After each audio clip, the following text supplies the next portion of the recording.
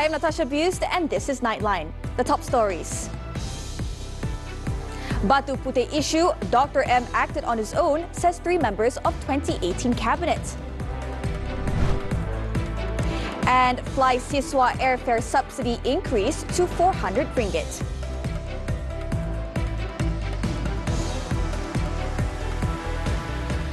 Three former ministers from the 2018 federal government administration claimed that the decision to withdraw Malaysia's application to review the International Court of Justice's ICJ ruling on the Batu Putih case was made unilaterally by Tun Dr. Mahathir Mohamad.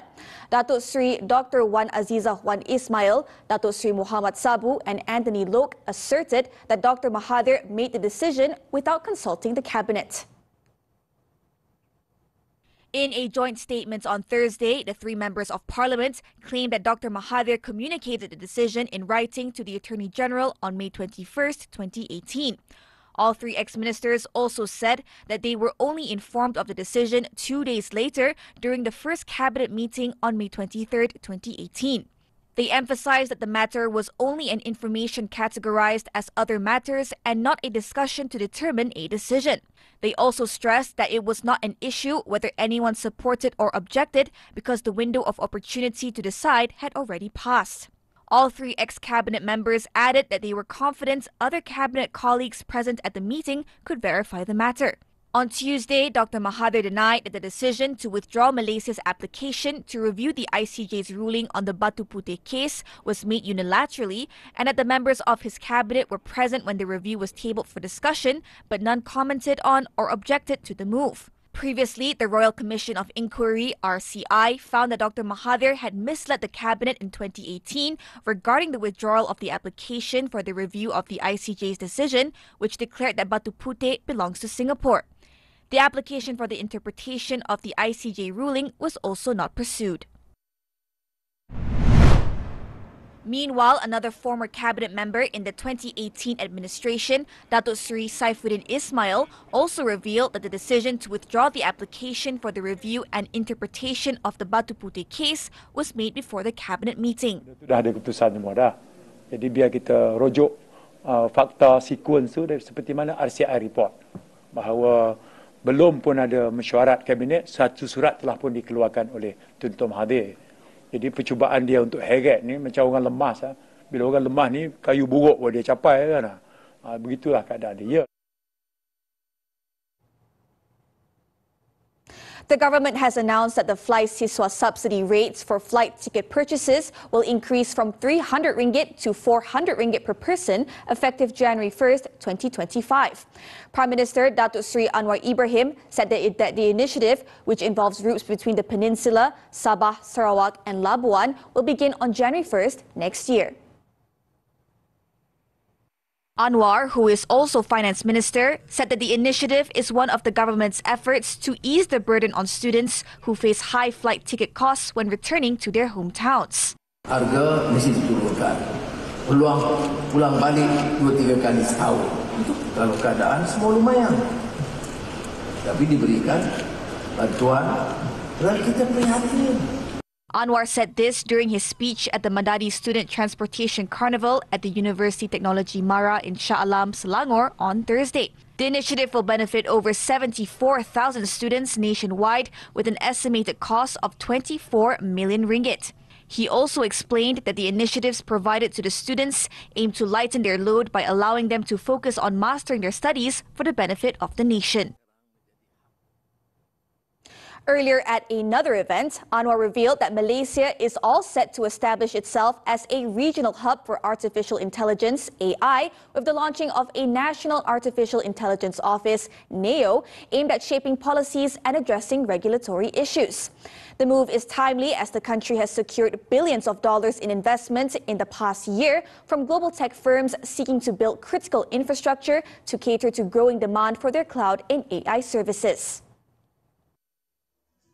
At the launch of the new office in the federal capital on Thursday, the Prime Minister said it was another historical moment in Malaysia's digital transformation journey. He added that NAO also has the potential to strengthen the digital ecosystem with a target of 120 billion ringgit to be generated to the national economy by 2030. NEO is expected to serve as a centralized agency for AI, providing strategic planning, research and development, as well as regulatory oversight, among others. It will pursue 7 deliverables in its first year, including developing a code of ethics, an AI regulatory framework, and a 5-year AI technology action plan until 2030. He also acknowledged ongoing concerns about the digital divide among the people. Jayakan Malaysia sebagai negara digital dan terikat dengan kerangka pemikiran lapuk yang lama. Tidak mungkin lagi. Apalagi kalau kita nak libatkan umpamanya syarikat besar yang saya sebutkan tadi. Tapi syarikat besar itu tidak akan membawa kebaikan kepada negara kalau dia tak selaraskan dengan penyawa awam, selaraskan dengan SMEs atau PMKS. The government on Thursday also announced strategic partnerships with 6 companies, including Amazon, Google and Microsoft, which have all announced data centers, cloud and AI projects in Malaysia in the past year. Digital ventures have helped propel Malaysia's economy in 2024 with 71.1 billion ringgit in approved investments in the information and communications subsector.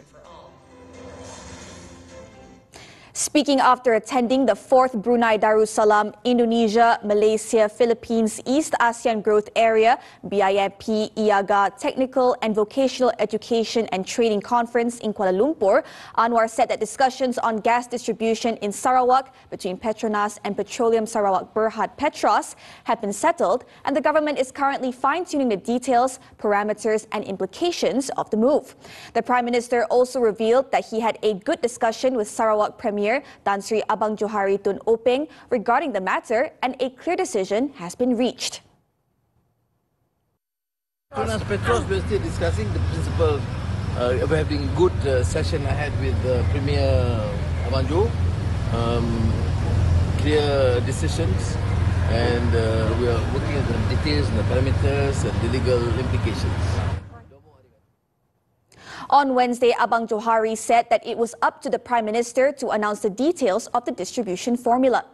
Prior to that, Sarawak announced Petros was taking over the role in all natural gas buying activities in the state beginning last July 1st. On another note, the Prime Minister said Malaysia is committed to enhancing the Mutual Recognition Agreement, MRA, and spearheading efforts to establish more efficient and integrated regulatory frameworks within the healthcare system in the region.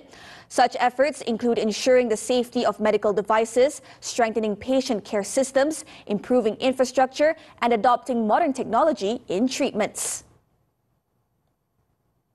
According to Anwar, healthcare was a crucial pillar not only under ASEAN but also as part of the strategies outlined in the new Industrial Master Plan 2030.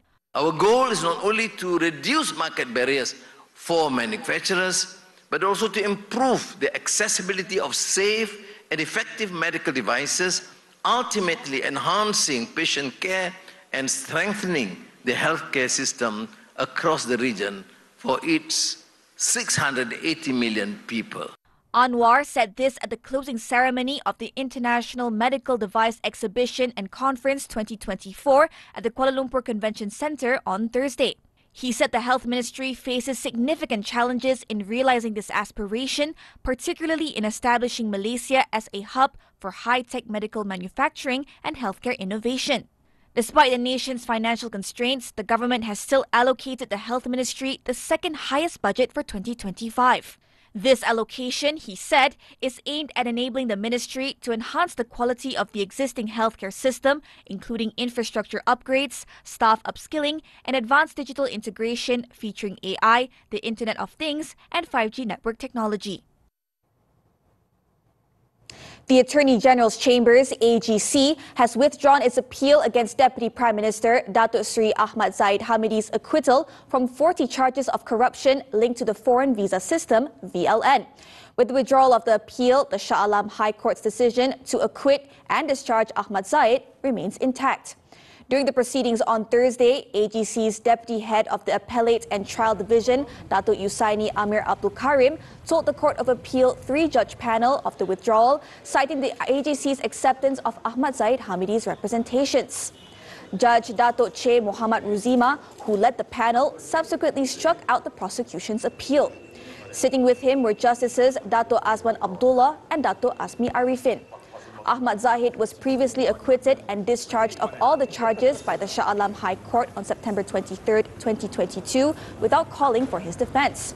The prosecution subsequently filed a notice of appeal with the Court of Appeal. In Johor, police have arrested 2 men and seized ecstasy powder and pills worth 1.1 million ringgit in a raid in Kluang on Tuesday. In the 10 a.m. raid, the 2 suspects were believed to have used a house to process drugs before distributing it.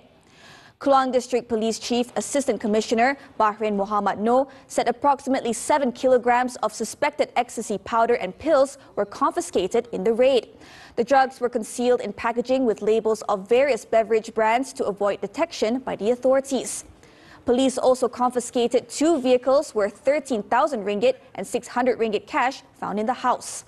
Police checks revealed that both suspects tested positive for drugs with prior drug-related and criminal records. The duo were remanded for 7 days to facilitate investigations under the Dangerous Drugs Act for trafficking, which carries a death sentence or life imprisonment upon conviction. In Johor, a single mother was sentenced to 9 years in prison by the Muar Sessions Court on Thursday after she pleaded guilty to robbing 5 foreigners in Muar and Tangkat last August. Jamiana Abdul Aziz, 38, admitted to 6 charges read before Judge Nariman Badruddin. Her alleged accomplice, Abdul Aziz Al-Hafiz Ali, 36, pleaded not guilty and will face trial in January. The charges stated that the duo carried out group robberies targeting foreigners. The pair robbed cash, jewelry and electronic items from their victims. All sentences for Jamiana are to run concurrently from August 19th, the date of her arrest. Abdul Aziz's trial, meanwhile, is scheduled for January 27th. The suspects reportedly used the stolen items to fund their drug addiction.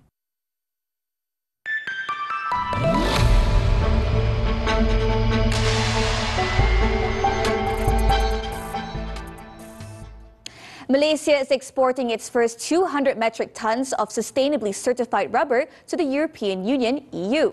Plantation and Commodities Minister Datuk Seri Johari Abdul Ghani said this shows the country's commitment to the European Union, EUDR's deforestation-free regulation. Malaysia also successfully complied with this regulation earlier than EUDR's enforcement date. Johari stressed that Malaysian Sustainable Natural Rubber, MSNR, was based on 5 principles covering deforestation, cultivation in accordance with national land laws, and environmental sustainability. This is in addition to social compliance and supply chain traceability. So any product that we produce based on that 350,000, we can create that number 5, traceability. That's key. When you create the traceability. But if you import your rubber from outside, if they don't have this system, how can the end product that produced in Malaysia will be able to have that traceability? And we cannot confirm that certainly. So this 350 plus the one that we are now trying to make sure that we go back to our original position and make use of the land that we already have. Johari said this in a speech before launching the first export of MSNR compliant to EU at Westports Malaysia, Sundram Berhad. The event saw the first export involving 2 companies, Lee Rubber Group and Seng Hin Rubber Malaysia, each exporting 100 tons of natural rubber to Slovakia and the Netherlands, respectively. Raw materials are sourced from local smallholders who comply with MSNR standard operating procedures, making this product on par with international standards. Johari said the rubber industry plays a vital role in the socio-economic development of the country, serving as a source of livelihood for over 250,000 smallholder families and providing nearly 100,000 job opportunities in 2023. The government is negotiating with several technology companies to reduce the price of artificial intelligence AI equipment for the use of small and medium micro enterprises, SMMEs. Digital Minister Gobind Singh Dio said that an announcement about it is expected to be made in the first quarter of next year. The target for 2025 is 25.5% of the GDP. We are trying to exceed that, and I think we will. Now, one of the ways that you can do that is to empower the biggest, business community they have in the country, which is the MSMEs and the SMEs. So how do we do this? Now, we have to start looking at how it is we can enable more adoption on their part. So it involves awareness. He added that such effort is important because SMMEs represent 97% of domestic businesses. Additionally, the newly launched National Artificial Intelligence Office, NAO, by the Prime Minister on Thursday, will also coordinate administration with SMMEs. The global oil market is expected to be comfortably supplied in 2025, even as OPEC extends its voluntary production cuts by an additional 3 months. In its monthly oil market reports, the International Energy Agency, IEA, raised its global oil demand growth forecast for 2025 to 1.1 million barrels per day BPD, up from its previous estimate of 990,000 BPD. It said this upward revision is driven by rising oil demand in Asian markets. The report comes just a day after OPEC revised its own global oil demand growth projection for 2025, cutting it to 1.4 million BPD. The IEA also noted that OPEC's decision to extend its voluntary production cuts for another 3 months and push back the ramp-up period by 9 months, now extending to September 2026, has significantly reduced the potential supply surplus that was anticipated for next year.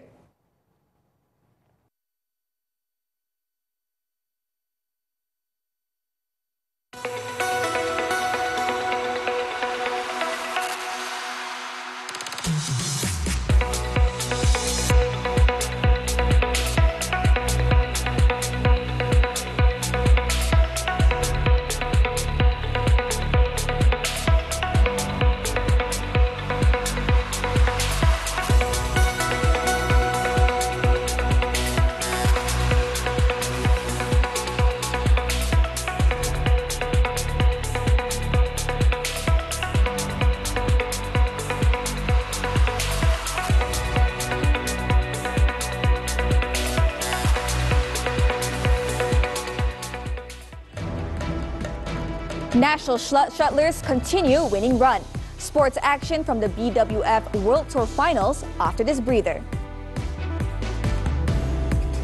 Selepas hampir 2 dekad, rancangan reality TV terhebat kembali dengan lebih segar dan penuh kejutan. Ribuan peserta hadir ke 7 lokasi uji bakat di seluruh Malaysia dengan membawa mimpi dan harapan untuk menjadi seorang penghibur terkenal sekaligus memenangi hadiah bernilai RM1 juta. Siapakah 100 peserta yang bertuah yang bakal mara ke peringkat seterusnya untuk bergelar juara Kalpis Soda 1 in a Million? A woman's spirit is boundless. So grab your coffee cups and wear your sassiest smile. Because this season, we're louder than ever. We talk career, health, finance, relationships, and everything in between. Women's Talk is here to empower and inspire you. Join us on Women's Talk every Saturday, 5 p.m. only on TV3 and stream now on Thursday.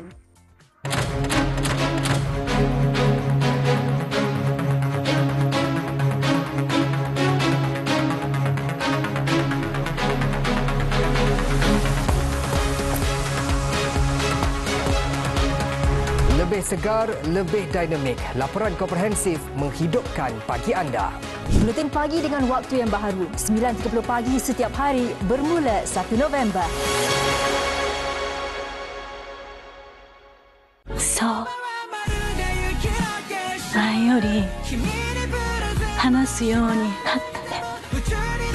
ずっとありがとうございますってお母さんも言ってって。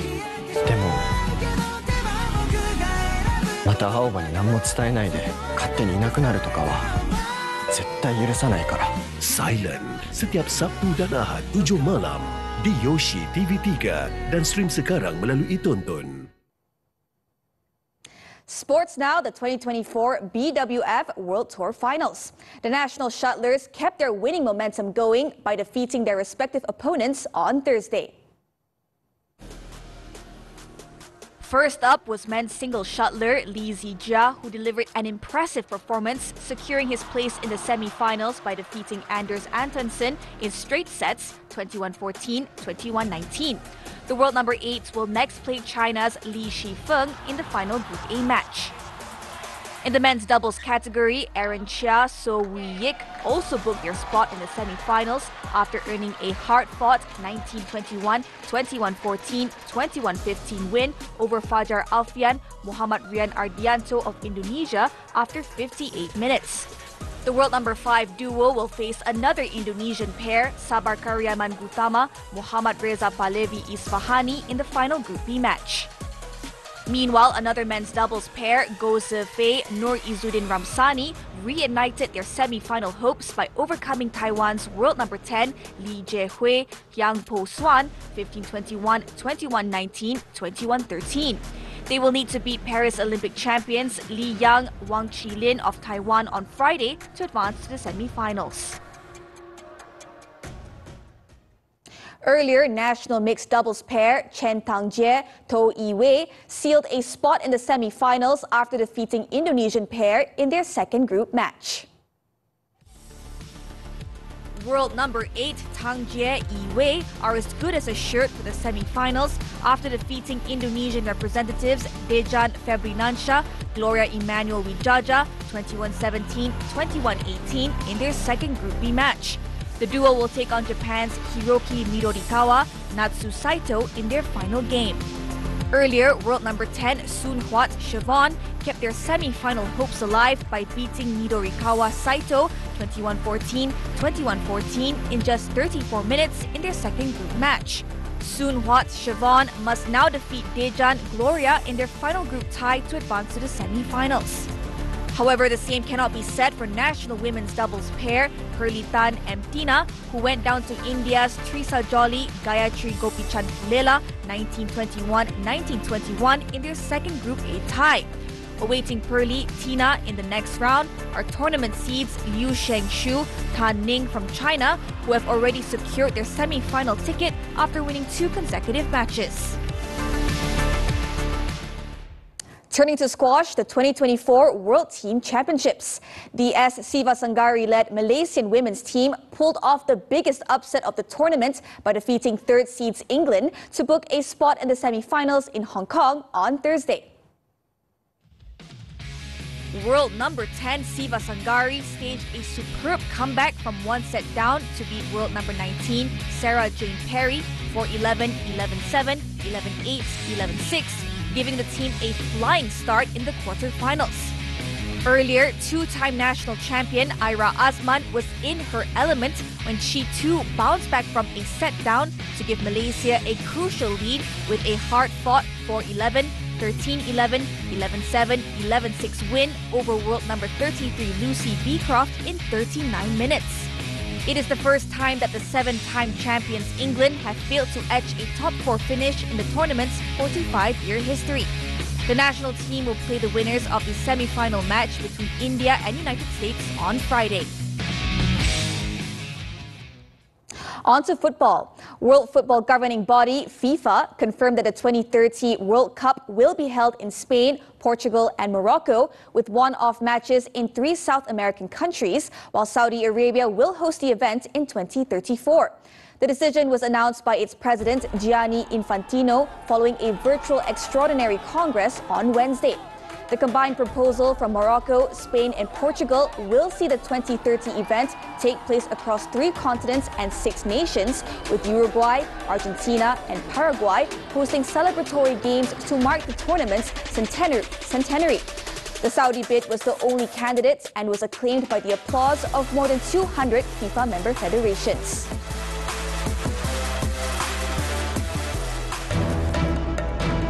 South Korea's Yoon challenges impeachment threats. The details when Nightline returns. Daripada 100 peserta, hanya 50 sahaja yang layak untuk kepusingan seterusnya. Saringan makin ketat. Cabaran semakin hebat. Mampukah mereka menawan hati juri-juri kita? Siapakah penyanyi yang bernilai RM1 juta yang kami cari? Congrats yang berjaya. Saksikan episod kedua Audition Journal Kopi Soda One in a Million Ahad ini 15 Disember jam 12.30 tengah hari hanya di TV3. Sejuta soda, satu juara. Kalau kita berjaya menyampaikan amaran bencana dengan tepat, maka kita dapat bersedia menghadapi bencana dengan lebih baiklah. Sekarang kita akan menuju ke PPS. Semua pakai life jacket. Ini adalah kawasan yang berisiko tinggi untuk berlaku kejadian banjir sekiranya hujan lebat berterusan berlaku di negara kita. Setakat 35 tahun ni saya duduk sini ni paling besar sekali lah. Luar biasa daripada banjir-banjir yang lepas dah. Sayang, nampak jam saya tak? Alah, awak yang tak kemas betul-betul. Semaklah, serabut tau. Hidup ini keras. Kita patut bertolak ansur dengan pasangan kita. Kita kena ambil berat, ambil peduli dan saling berkongsi kesenangan dan kepayahan kerana ia adalah penghubung kasih sayang.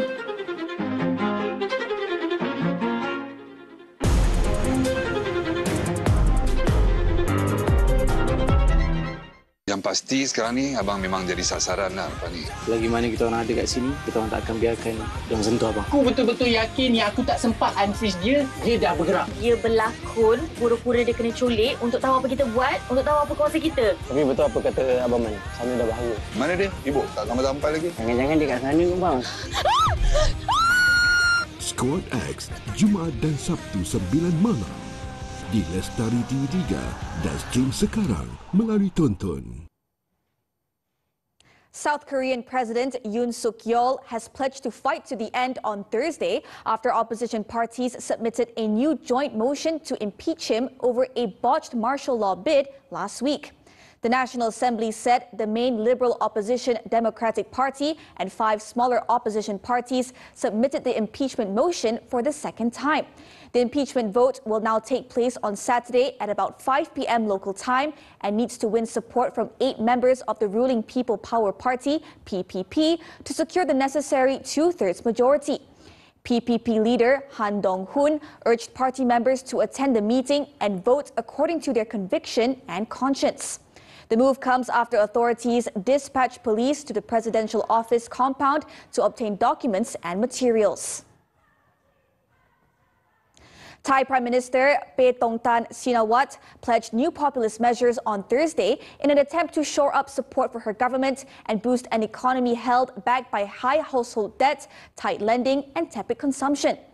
Paetongtarn said her administration would provide soft loans for community businesses, funds for villages, cheap housing for low-income workers in Bangkok, energy price cuts, and a flat rate for urban rail travel.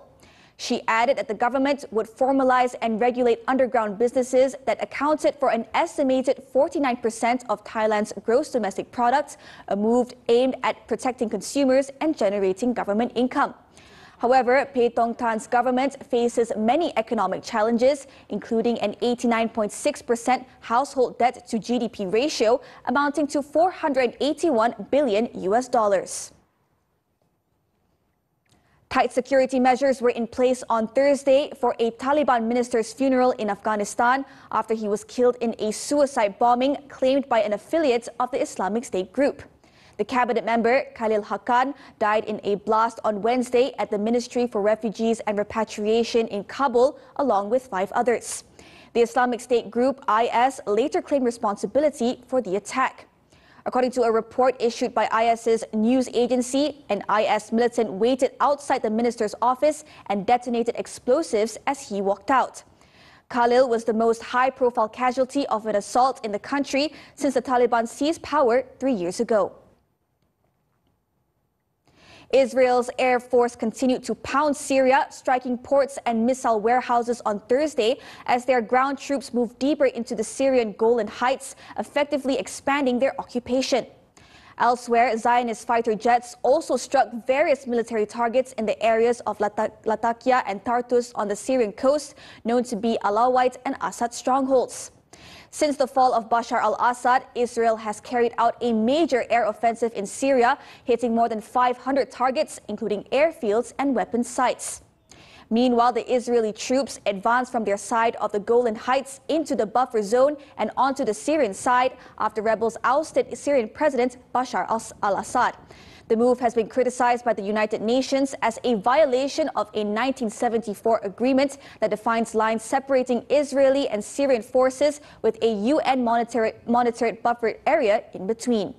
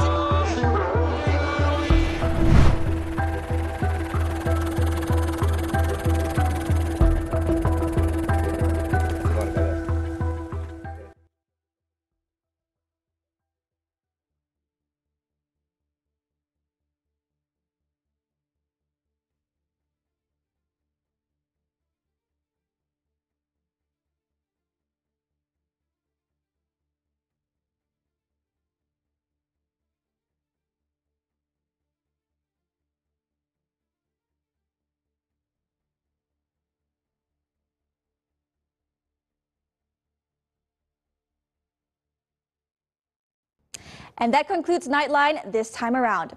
Before we leave, let's take a look as Paris's renowned landmarks, from the Champs-Élysées to the Place de la Concorde, dazzled with lights and decorations to mark the holiday season. With that, I'm Natasha. Busst. Thank you for watching and stay safe.